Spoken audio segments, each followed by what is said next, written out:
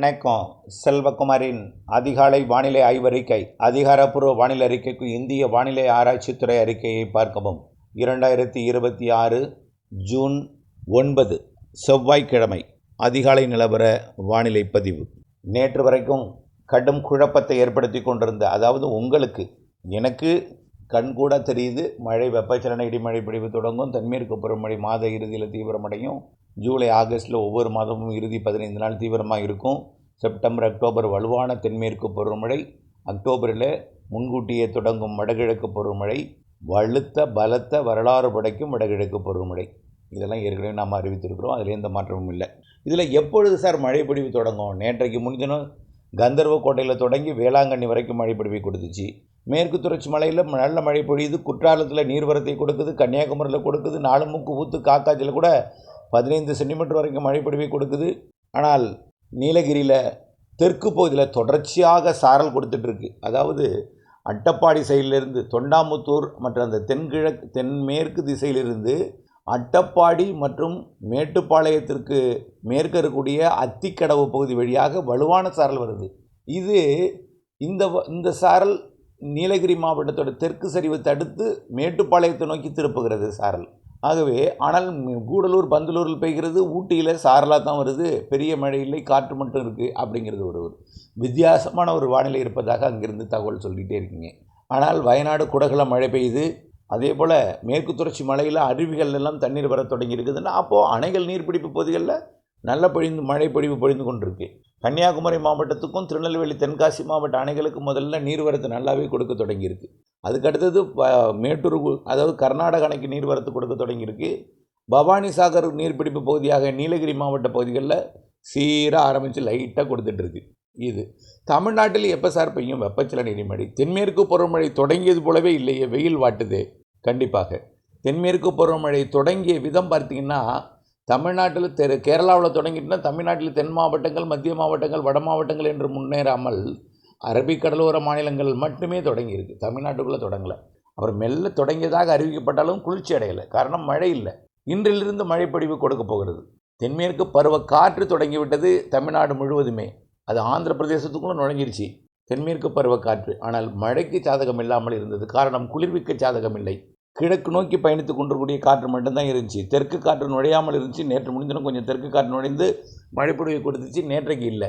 இன்றிலிருந்து தெற்கு காற்று நுழைய தொடங்கும். கிழக்கு காற்று தமிழ்நாட்டில் மாலை நேரத்தில், அதாவது மேற்கு திசையிலிருந்து வெப்பமடைந்து லேசாக்கி, அதாவது தென்மேற்கு பருவமழையாக பொழிந்த பிறகு அதில் இருக்கக்கூடிய ஈரப்பதம் வெப்பத்தால் லேசாக்கி மேலெழுந்து கிழக்கு நோக்கி வரும்பொழுது தெற்கு திசை தென்கிழக்கு திசை காற்று வங்கக்கடலோரம் வழியாக நுழையும் பொழுது உள்ளே போய் முதல்ல மழைப்பொழிவை தொடக்கி இறுதியில் கடலோரம் இரவிலே நள்ளிரவிலே வந்து கடலோரம் மழைப்பொழிவை கொடுப்பது உறுதி. இன்று தொடங்குகிறது மழை. ஆந்திர எல்லையோர மாவட்டங்களில் இன்றைக்கு தொடங்குகிறது மழை. அதாவது இன்றைக்கு தேதி 9 செவ்வாய்க்கிழமை. ஆந்திர எல்லையோர மாவட்டங்களில் இன்றைக்கு மாலை இரவு இடிமழை பொழிவு. உங்களுக்கு எப்பொழுது என்பதை அந்த தேதியை நல்லா கேட்டுகிட்டே வாங்க. மாத இறுதியில் தென்மேற்கு பருவமழை வலுவாக இருக்கும். வெப்பச்சலன இடிமழை பொழிவு, தென்மேற்கு பருவமழை இணைந்த வெப்பச்சலன இடிமழை பொழிவெல்லாம் மாத இறுதியில் வலுவாக இருக்கும். இன்று தொடங்குகிறது தென்மேற்கு பருவமழையுடன் இணைந்த வெப்பச்சலன மழை. இன்றைக்கு திருப்பத்தூர், வேலூர், ராணிப்பேட்டை மற்றும் திருவள்ளூர் மாவட்டத்தோட பகுதிகள், அப்புறம் திருவண்ணாமலை மற்றும் அதனை ஒட்டியுள்ள காஞ்சிபுரம் மாவட்ட பகுதிக்கு இன்றைக்கு தொடங்கும். கள்ளக்குறிச்சி, விழுப்புரத்திற்கு கூட இன்றைக்கு வாய்ப்பு இருக்குது. அதே போல் தெற்கே மதுரை மாவட்டம், மேலூர், நத்தம் இந்த பகுதியில் தொடங்கலாம். இன்றைக்கு இந்த பகுதியில் தொடங்க வாய்ப்பு இருக்குன்னு உறுதி இல்லை. ஆனால் நாளை 10ஆம் தேதி வட உள் மாவட்டங்களில் சற்று பரவலாகும். இன்றைக்கு திருப்பத்தூர், வேலூர், ராணிப்பேட்டை மற்றும் திருவள்ளூர், சென்னைக்கு கூட நாளைக்கு உறுதியாக வாய்ப்பு இருக்குது. சென்னைக்கு நாளை 10ஆம் தேதி உறுதி. இன்றைக்கு மட்டும்தாங்க வடகடலோரம் கடலோர பகுதிகளில் வெப்பம் அதிகமாக இருக்கும். நாளைக்கு குறைஞ்சிடும். இன்றைக்கி ஒரு நாள் மட்டும் 38 டிகிரி 100 டிகிரி ஃபாரன்ஹீட் வரைக்கும் உயரும். சில இடங்களில் 101 போனாலும் 102 போனாலும் கவலைப்படாதீங்க. நாளை முற்றிலுமாக விலகிடும், குறைஞ்சிடும், நல்லாவே குறையும். இரவு நேர வெப்பநிலை காரணமாக வெப்பம் குறைந்துவிடும், அனல் குறைந்துவிடும், புழுக்கம் மட்டும் இருக்கும். புழுக்கம்னா கொஞ்சம் வேர்வை மட்டும் இருக்கும் கடலோர மாவட்டங்களில். ஆக இன்றைக்கு ஆந்திர எல்லையோரம் மற்றும் அதனை ஒட்டியுள்ள மாவட்டங்களுக்கு ஆங்காங்கே கொடுக்கும் மழை நாளை ஆந்திர எல்லையோர மற்றும் கர்நாடக எல்லையோர மாவட்டங்கள் மற்றும் வட உள் மாவட்டங்கள், வட கடலோர மாவட்டங்களில் மழைப்பொழிவு தீவிரமடையும். நாளைன்னா 10ஆம் தேதி புதன்கிழமை. அதே நேரத்தில் கொடைக்கானல் மலை மறைக்கக்கூடிய பகுதிக்கும் கிழக்கு பகுதி ஆகிய மதுரை மாவட்டம் வடக்கு பகுதி, திண்டுக்கல் மாவட்டத்தோட கொடைக்கானல் மலைப்பகுதி பெய்து, இந்த பக்கம் திண்டுக்கல் மாவட்டத்தோட திண்டுக்கல், நத்தம் மற்றும் திருச்சி மாவட்டத்தோட துவரங்குறிச்சி மற்றும் புதுக்கோட்டை மாவட்டம் பொன்னமராவதி மற்றும் சிவகங்கை மாவட்டத்தோட அந்த பூவந்தி உள்ளிட்ட பகுதிகள், சிங்கம்புணரி உள்ளிட்ட பகுதிகளுக்கு நாளை மழை வாய்ப்பு பிரகாசமாக இருக்குது. ஆனால் வட உள் மாவட்டங்கள், ஆந்திர கர்நாடக எல்லையோர மாவட்டங்களில் நாளைக்கு பலத்த மழைப்பொழிவு தெரிகிறது. சென்னைக்குமே கனமழை பொழிவு காற்றுடன் வரும், இடி மின்னலுடன் காற்றுடன் வரும். நாளை 10ஆம் தேதி புதன்கிழமை. சரி, 11ஆம் தேதி டெல்டாவிற்கும் வாய்ப்பு. அரியலூர், பெரம்பலூர், கடலூர், மயிலாடுதுறை, கள்ளக்குறிச்சி, விழுப்புரம் மற்றும் மயிலாடுதுறை, காரைக்கால், நாகப்பட்டினத்தில் குறிப்பாக கோடியக்கரை முனை வரைக்கும். அப்படின்னா என்ன அர்த்தம்? டெல்டாவில் பரவலாக வெளுக்கப் போகிறது மழை. 11ஆம் தேதி வியாழக்கிழமை 11ஆம் தேதி வெளுத்த பலத்த மழை பொழிவு கிடைக்கும் டெல்டாவில் கோடியக்கரை முனையே கிடச்சிட்டுனா அப்போ திருத்துறைப்பூண்டி, தலைஞாயிறு, நாகப்பட்டினம், கீழையூர், கீழ்வேலூர், திருவாரூர், திருத்துறைப்பூண்டி, கோட்டூர் மற்றும் மன்னார்குடி, வடபாதிமங்கலம் மற்றும் நீடாமங்கலம் போன்ற கும்பகோணம் உள்ளிட்ட மயிலாடுதுறை மாவட்டத்தில் பல்வேறு பகுதிகள், புதுக்கோட்டை மாவட்டத்தோட கந்தர்வக்கோட்டை, திருச்சி மாவட்டத்தோட அன்பில், இந்த பக்கம் கல்லணை உள்ளிட்ட பகுதிகளும், தஞ்சாவூர் மாநகரம் உட்பட ஒரத்தநாடு உட்பட நல்ல மழைப்பொழிவு வரக்கூடிய 11ஆம் தேதி கிடைக்கும். சரி சார், புதுக்கோட்டை மாவட்டம் கந்தர்வக்கோட்டை சொன்னீங்க. ஆலங்குடி புதுக்கோட்டைக்கும் அதே போல் கரம்பக்குடி, கீரமங்கலம், இந்த பேராவூரணி பகுதிக்கெல்லாம் கிடைக்குமா? கண்டிப்பாக கிடைக்கும். அதிக மழை வடக்கு டெல்டா, கிழக்கு டெல்டா, அதாவது டெல்டாவோட பகுதிகள் நல்லாயிருக்கும். புதுக்கோட்டை பகுதிகளுக்குள்ளேயும் மழை வந்துடும். நல்ல மழைப்பொழிவு 11ஆம் தேதி கிடைக்கும். 12ஆம் தேதி உறுதியாக கிடைக்கும். 11, 12 பெரும்பாலான மாவட்டங்களில் மழைப்பொழிவு. 13ஆம் தேதி வரைக்கும் தெற்கே படிப்படியாக தென் மாவட்டம் கிடைக்குங்க. தென் மாவட்டங்களில் ராமநாதபுரம் உள்பகுதி, சிவகங்கை மற்றும் மதுரை, விருதுநகர் ஆங்காங்கே தான் கிடைக்கும். விருதுநகர் மாவட்டத்தோட பெருநாளி உள்ளிட்ட பகுதிகளில் காற்று பகுதி, பாலக்காட்டு கணவாய் போலவே அது ஆரியங்காவு கணவாய் காற்று பகுதி பெருநாளி, அது அப்படியே கோவில்பட்டி, கயத்தார் வழியாக, கடம்பூர் வழியாக அப்படியே பார்த்தீங்கன்னா விளாத்திக்குளம் வழியாக வரக்கூடிய காற்று அங்கே வரும். இருந்தாலும் எப்படி கோடியக்கரை முனைக்கு வரக்கூடிய 11ஆம் தேதி மழைப்பொழிவை கொடுக்க போகிறதோ அதுவும் காற்று பகுதி தான். அதே போல் கோடியக்கரை முனைக்கு கொஞ்சம் குறைவாக தான் கொடுக்கும். ஆனால் வாய்மேடு, தகட்டூர், கரியாப்பட்டினம் பகுதி கொஞ்சம் நல்லா கிடைக்கும். கோடியக்கரை முனை வரும்பொழுது தெற்கிலேருந்து வரக்கூடிய காற்று கொஞ்சம் தள்ளும். இருந்தாலும் கோடியக்கரை முனைக்கும் கிடைக்க வாய்ப்பு இருக்குது. வேதாரண்யத்துக்கு கண்டிப்பாக கிடைக்கும். வேதாரண்யம் மற்றும் அந்த பக்கம், அதாவது வேட்டைக்காரணி இருப்பு, செம்போடை போன்ற பகுதிகளுக்கு 11ஆம் தேதி கிடைக்க வாய்ப்பு இருக்குது.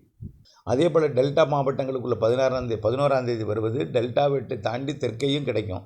12ஆம் தேதி ராமநாதபுரம், புதுக்கோட்டை, சிவகங்கை மாவட்டத்திற்கும் திருச்சி மாவட்டத்திற்கு பகுதிக்கும் கிடைக்கும்.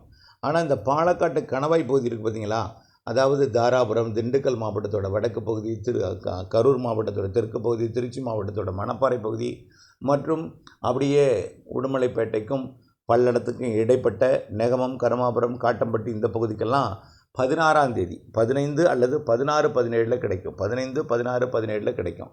ஆனால் அதற்கு முன்பே வரக்கூடிய 11ஆம் தேதியே ஈரோடு, கிருஷ்ணகிரி, தருமபுரி, சேலம், நாமக்கல், திருச்சி வடக்கு, திருச்சி மாநகரெல்லாம் 11ஆம் தேதி கிடைக்கும். நீலகிரி, கோயம்புத்தூர் வடக்கு மற்றும் திருப்பூர் வடக்கு, அதே போல் ஈரோடு பெரும்பாலான பகுதிகள், நாமக்கல், கிருஷ்ணகிரி, தருமபுரி, சேலம் மற்றும் இந்த பக்கம் பார்த்தீங்கன்னா கொல்லிமலை பகுதி, பச்சைமலை பகுதி, அதே போல் கல்வராயன் மலைப்பகுதி, திருவண்ணாமலை முதல் திருச்சி மற்றும் திருச்சி வடக்கு வரைக்கும் உள்ள பகுதிகள் எல்லாமே மத்திய பகுதியில் நல்ல மழைப்பொழிவு 11ஆம் தேதி கிடைக்கும். தென் மாவட்டங்களில் மேற்கு தொடர்ச்சி மலையில் அவ்வப்போது சாரல் எட்டும். கன்னியாகுமரி எப்போதும் மழை இருந்துகிட்டே இருக்குங்க. கன்னியாகுமரி ஆரல் வாய்மொழி வரைக்கும் அப்பப்போ மழை கிடைக்கும். திருநெல்வேலி, தென்காசி மாவட்ட மேற்கு தொடர்ச்சி மலைப்பகுதிகளுக்கும் நல்ல மழைப்பொழிவு அப்பப்போ கிடைக்கும். அப்பப்போ தீவிரம் குறைவாக இருக்கும். ஆனால் தூத்துக்குடி மாவட்ட கடலோரத்திற்கு வரக்கூடிய தூத்துக்குடி மற்றும் விருதுநகர் மாவட்டத்தின் பகுதிகள், தென்காசி, திருநெல்வேலி மாவட்ட மத்திய பகுதி, இந்த பகுதிக்கு வரக்கூடிய 13, 14 தேதிகளில் கிடைக்க வாய்ப்பு இருக்குது. 13, 14 தேதிகளில் 15 அந்த உச்சபட்ச காற்று பகுதிக்கும் கிடைக்கலாம். 15, 16, 17. அதற்கு பிறகு தென்மேற்கு பருவமழை தீவிரமடைஞ்சிடும். அதுக்கப்புறம் தென்மேற்கு பருவமழை தீவிரமடைஞ்சிடும். காற்று பகுதிக்கு கொஞ்சம் மழைப்பொழிவு அளவு குறையும். ஆனால் பிற பகுதிகளில் மழைப்பொழிவு தொடர்ந்து இருந்து கொண்டிருக்கும். வெப்பசலனத்துடன் கூடிய தென்மேற்கு பருவமழை. புரியுதுங்களா? வெப்பம் தணிந்துவிடும். இன்றைக்கி ஒரு நாள் மட்டும் கொஞ்சம் வெப்பம் அதிகமாக இருந்தாலும் இன்றைக்கு மழைப்பொழிவு கிடைக்கும் இடத்துல நாளை வெப்பம் குறையும், நாளைக்கு மழைப்பொழிவு கிடைக்கும் இடத்துல நாளைய மறுநாள் வெப்பம் குறைஞ்சிடும், நாளைய மறுநாள் 11ஆம் தேதி மழைப்பொழிவு பரவலாக கிடைக்கும் பொழுது 12ஆம் தேதி வெப்பம் நல்லாகவே குறைஞ்சிரும். அது ஏற்கனவே நம்ம சொல்லியிருக்கிறோம். ஏற்கனவே 12ஆம் தேதியிலேருந்து வெப்பம் குறைஞ்சிரும், நல்லாவே குறைஞ்சிரும்னு ஏற்கனவே அறிவிச்சிருக்கோம். மாத இறுதியில் வலுக்கப் போகிறது தென்மேற்கு பருவமழை. ஜூன் இறுதியை விட ஜூலை பிற்பகுதி 15லிருந்து ஜூலை இறுதி, ஆகஸ்ட் இறுதி 15 நாள், ஜூலை இறுதி 15 நாள் தான் அணைகளை நிரப்பும் மழை. ஜூலை இறுதியில் பெய்யக்கூடிய மழை அணைகளை நிரப்புவதற்கு, கர்நாடக அணை நிரப்புவதற்கு அதிக வாய்ப்பு இருக்குது. ஆகஸ்ட் இறுதியில் மேட்டூரையே நிரப்பும். அங்கேருந்து கர்நாடகாவிலேருந்து ஆகஸ்ட் பின்பகுதி 15 தேதியில் உபரி நீர் கூடுதலாக வந்து மேட்டூரை நிரப்புறதுக்கு ஆகஸ்ட் இறுதியில் மேட்டூர் நிரம்புவது உறுதி. ஜூலை இறுதியில் கர்நாடக அணை தண்ணீர் வருவது மேட்டூருக்கு வர தொடங்கிடும். ஆகவே ஜூலை இறுதி நாட்களில் கர்நாடக அணை தண்ணீர் மேட்டூருக்கு வருவதும், ஆகஸ்ட் இறுதியில் மேட்டூர் நிரம்புவதும் அதிக வாய்ப்பு இருக்கிறது. ஆகவே செப்டம்பர் அக்டோபர் கவலையே பட வேண்டாங்க. ஆகவே உங்களுக்கு இந்த போகம் உங்களுக்கு விவசாயம் செய்யலையா, அது செய்ய முடியலையா, மழை பெய்யுமான ஒரு சந்தேக பார்வையில் நீங்கள் பார்க்குறீங்களா? ஆனால் வானம் பார்த்த பூமியாக உங்களிடம் இருக்கிறதா? அணையும் தாமதமாக திறக்கிறது தான் வாய்ப்பு இருக்குது. ஏன்னா இந்த தண்ணியை வச்சு திறந்தால் 25 நாள் 30 நாளைக்கு தான். ஏன்னா 10,000 கனடி திறந்து விட்டாலே 38 நாளைக்கு தான் தண்ணி இருக்குது. ஆகவே 10,000 கனடி திறந்து விட்டால் கடைமடைக்கு போகாது. அப்போ 20,000 கனடி திறந்தால் என்ன ஆகும்? கண்டிப்பாக 38 நாளைக்கு உள்ள தண்ணி 16 நாள்லேயே குறைஞ்சிரும், 16 நாள்லேயே காலி ஆகிடும். அப்போ 16 நாளைக்கு உள்ள தண்ணீர் இருந்தால் 16வது நாள் கழித்து 17வது நாள் கர்நாடக தண்ணீர் வருமா? சந்தேகம்தான். அங்கே கால்வாசி முக்கால்வாசி கூட அரைவாசி கூட இல்லை, நாலில் ஒரு பங்கு 3இல் ஒரு பங்கு தான் தண்ணி இருக்குது. அதனால் வருவதற்கு கடினம். அதனால் தாமதமாகத்தான் மேட்டூர் திறக்க வாய்ப்பு இருக்குது. மழையை நம்பி விவசாயம் பண்ண முடியாது. ஆனால் என்ன பெய்யும், நமக்கு நினைக்கும் பொழுது பெய்யாது, அது பெய்யும் பொழுது நமக்கு சேமிக்கிற அளவுக்கு அந்த மழைப்பொழிவு இருக்காது. ஏன்னா வெப்பமாக இருந்துட்டு பெய்யறதுனால காஞ்சி போயிடும், அதனால் பெருசாக இருக்காது. ஆனால் செப்டம்பரிலிருந்து வலுத்த மழைப்பொழிவாக போகுது. செப்டம்பர் அக்டோபர் பலத்த மழை இருக்கும். அதனால் நீங்கள் அந்த சாகுபடி நீங்கள் முன்கூட்டியே தொடங்கலாம். அக்டோபர் மாதத்தில் நல்ல பலத்த மழை இருக்கும். முன்கூட்டியே தொடங்கும் வடகிழக்கு பருவமழை, சரியான தேதியில் தொடங்கும் வடகிழக்கு பருவமழை, நிறைய மழை. அதுதான் உங்களுக்கு வாய்ப்பு. என்னென்னா செப்டம்பர் மாதம் உங்கள் விதைப்பெல்லாம் தொடங்கி பயிரை வளர்த்து விடலாம். அதாவது தாழ்வான பகுதிகளில் வெள்ளம் சூடுறதுக்கு முன்னாடி பயிர்களை வளர்ப்பதற்கு ஏற்ற முன்கூட்டியே பருவமழை தொடங்கும். அதனால் தென்மேற்கு பருவமழை இறுதி கட்டம் வலுத்திருக்கும். இப்போ அதை வைத்து நீங்கள் பருவமழை முன்கூட்டியே தொடங்குவதும், சரியான நாளில் தொடங்குவதும், தென்மேற்கு பருவமழை இறுதி செப்டம்பர் மாதத்தில் வலுத்திருப்பதும் உங்களுக்கு நல்ல ஒரு விவசாயத்துக்கு கை கொடுக்கும். அதனால் இவையெல்லாம் நம்ம திட்டமிடுதல் அவசியம். வானிலை அப்டேட்ஸுடன் இணைந்திருப்பது மிக அவசியம். இணைந்தே இருங்கள் அப்டேட்ஸுடன். நன்றி. தூத்துக்குடி மாவட்டத்தில் பெய்யுமா சார் நீங்கள் கேட்கலாம். நான் என்ன சொன்னேன், ஒன்றே தென்மேற்கு பருவமழை காலத்தில் ஜூன் ஜூலை ஆகஸ்ட் செப்டம்பர் மாதத்தில் பெய்யக்கூடிய மொத்த மழையை 2.5 சென்டிமீட்டர் தான் தூத்துக்குடி மாவட்டத்துக்கு. ஆகவே அதுவும் இந்த எல்னினோ காலத்தில், பிரச்சனைக்குரிய காலத்தில் பெய்யும், சேர்த்து பெய்யும். அதுவும் பெய்கிறது அப்படியே கோயில்பட்டி கடம்பூர் இந்த பகுதியில் பெய்யும். காற்று நிசப்தமாகும் பொழுது காற்று கடலோரத்தில் ஓடிட்டுருக்கும். ஆனால் பெய்யும். அதுக்கு மழையை நம்பி விவசாயம் செய்ய முடியாது. அந்த பகுதியில் எப்போதும் உங்களுக்கு தெரிந்த ஒன்று தான். அதை நினைவுபடுத்துறது தான் இந்த பகுதிக்கு நான் இதை நினைவுபடுத்துகிறேன், அவ்வளோதான். ஆனால் மழை பெய்யும், சேர்த்து பெய்யும். புரிந்து கொள்வீர். இன்றைக்கு ஆந்திர எல்லையோர மாவட்டங்களில் மழை பெய்யும் பொழுது, நாளைக்கு பரவலாக வட உள் மாவட்டங்கள், ஆந்திர கர்நாடக எல்லையோர மாவட்டங்கள் பெய்யும் பொழுது, 11ஆம் தேதி டெல்டா உட்பட பெரும்பாலான டெல்டா மற்றும் வட உள் மாவட்டங்கள், வடகடலோர மாவட்டங்களுக்கெல்லாம் 11ஆம் தேதி பலத்த மழைப்பொழிவு இருக்கிறது என்பதையும், பெரும்பாலான மாவட்டங்களில் மழை படிப்படியாக பரவலாகி ஒதுக்கி இருந்து கொண்டே இருக்கும் என்பதையும், மாத இறுதியில் தென்மேற்கு பருவமழை பொழியும் என்பதையும் உறுதிபட தெரிவிக்கிறேன். மாத இறுதி பிற்பகுதியில் இணைந்திருங்கள் அப்டேட்ஸுடன். நன்றி.